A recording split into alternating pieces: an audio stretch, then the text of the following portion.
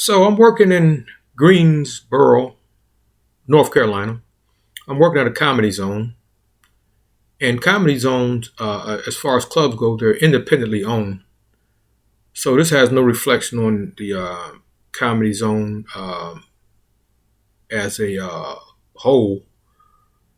This story only has to do with what happened at this club in Greensboro. And I was headlining that night, and the club was packed. Everybody's having a good time. I'm doing my thing. There was two couples in the audience that night. They were not paying a whole lot of attention to the show, and they were sitting kind of close to the stage. So anytime there's some stuff going on that's not part of what's happening in the show, comics tend to notice it. So I'm doing my jokes, man, and they're having a conversation during the show. They're laughing in spots where there aren't any jokes or punchlines. So it's kind of distracted me and messed my timing up. So I stopped and I addressed them. I go, what are y'all celebrating over there that's so funny that y'all not even paying attention to what's going on here as far as the show goes? And one of the dudes said, we're celebrating coon hunting season. Well, I know exactly what that means.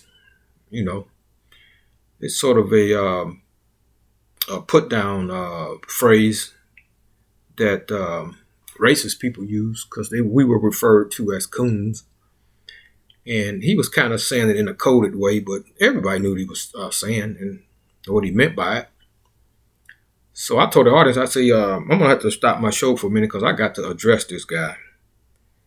Well, there were some college students there, two couples, two guys and two girls. Well, one of the college students said, sir, you don't have to address him. Let me handle it for you. So he told the guy that was interrupting the show and made the comment about him celebrating coon hunting season. He said, man, look, he said, we paid to see this show.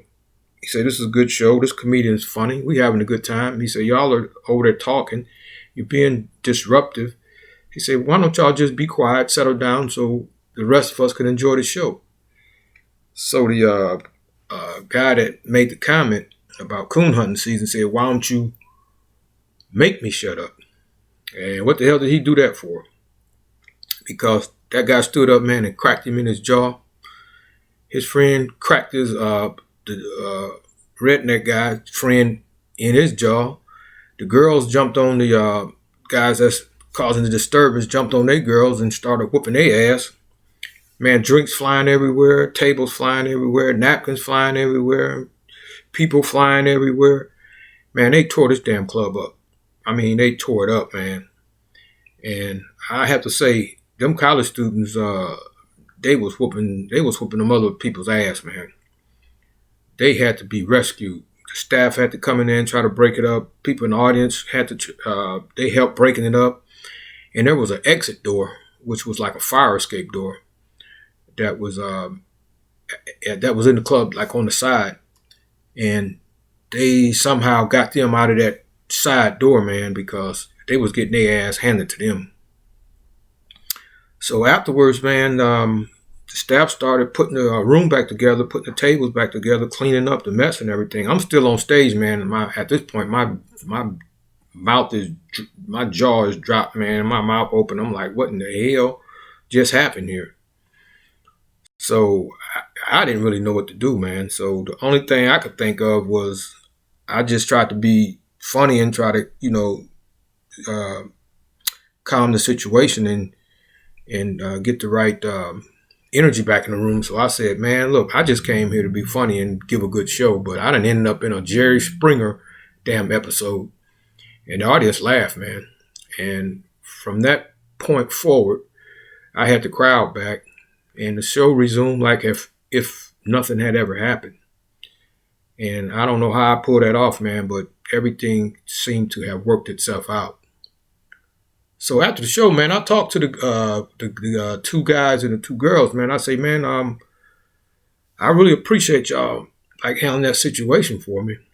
I say, but what made you, want to step in like that? He said, man, because I didn't want you to think that those people was representatives of Greensboro, North Carolina, say we not like that, and we don't tolerate that kind of shit, and we just want to make sure that we handle it for you, and where you didn't have to get involved in it. He say, so I just want you to know that we apologize for what happened, and that's not the kind of people we are, and we not gonna tolerate that kind of racism and kind of disrespect uh, anywhere that we are. So I told him I really appreciate it, man, and it was, dude, it was a hell of an event, man, with all that shit going on. But I really appreciate them young people for doing that, man, for sticking up for their community and for not letting the people there put them in a bad light. So that's my story about being in North Carolina at a comedy zone, man, with a fight break out and some racist people getting their ass handed to them. All right, well, I'll see y'all again. Take care.